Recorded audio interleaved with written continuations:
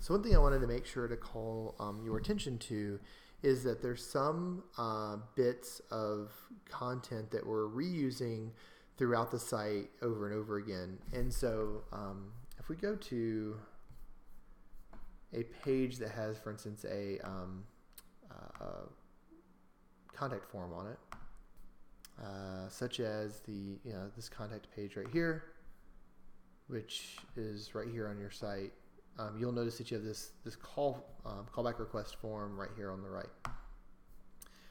And so if you actually open the page, you'll notice that the form that you probably were expecting is not actually here. Instead, we have this little bit of short code here.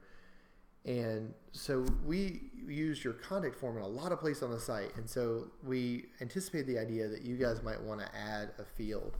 So if we were looking at this, right now we have name, telephone number, and best time to call you.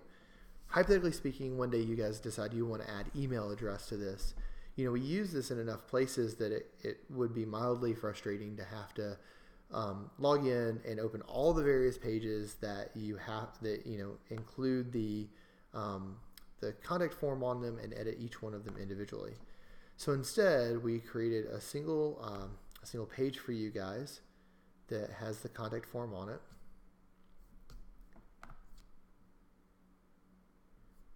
And we just titled it Contact Form, really simple. And once you open this page, what you'll see is just a really simple callback form. So you've got the title here, which is this same title right here, and the form. If you open it up, then you've got, these are the email addresses that this goes to. Mine was in here for testing, and probably after we're done with this process, we'll just go ahead and remove my name. And then you have, the different elements that you have here that you want to request. So, for instance, you could add one here. You could say email, and you could have it as a text input.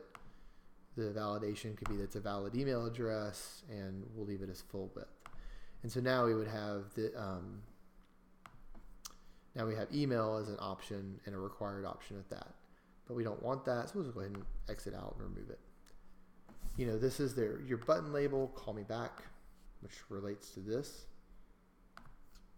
And then we have a short message that we post right after the successful submission that says thanks for your request. Remember, our team will contact you shortly.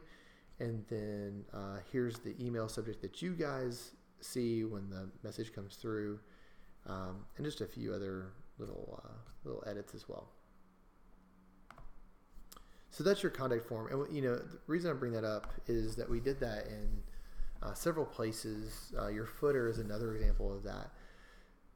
And I ordered all of these pages. So right now, I had ordered with your home being top. So since then, a few pages have been added. Looks like by Nick and Tyndall and Ian at the top. But right now, right at launch, we had ordered the pages to where they were in order of the way they appear on the front end. This doesn't change anything. Whether or not you have them in order or not doesn't affect anything. But in terms of, you guys have 73 pages on your site right now. It's really, really helpful in finding things if they're in an order that you're familiar with. So, I had home first and all the pages under what we do in this particular order represented here.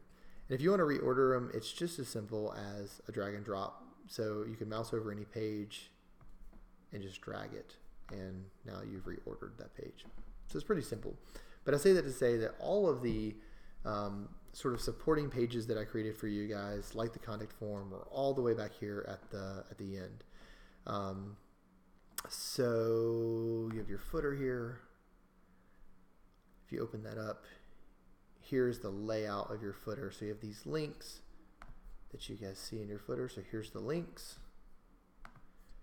We have these two columns here that represent your Twitter and your Facebook. Some spacing in there, this bit of copy, and your Norton icon. So all that right there. So changing this page right here will change the footer on every page of the entire site. So pretty straightforward, but just worth mentioning. One last thing just to show you is when you're looking at this section of your Pages, you can't. There's some edits that you can make. So when you're looking at the page on the right hand column there, you saw those page attribute settings. Many of those can be changed from here. So home, page title. The slug is what the URL will be, the ending of the URL. So we value life.co.uk /, and then this is whatever comes after the /. That publish date, who published it, for instance. For the most part on the pages, this does not matter at all. No one ever sees the authors on pages, but on your research section, that might be valuable. If you've password protected it, if it has any categories, if it has a parent page, that sort of thing. You can move something to a draft status from here. So kind of a quick way to deal with some page edits if you need to do so kind of quickly.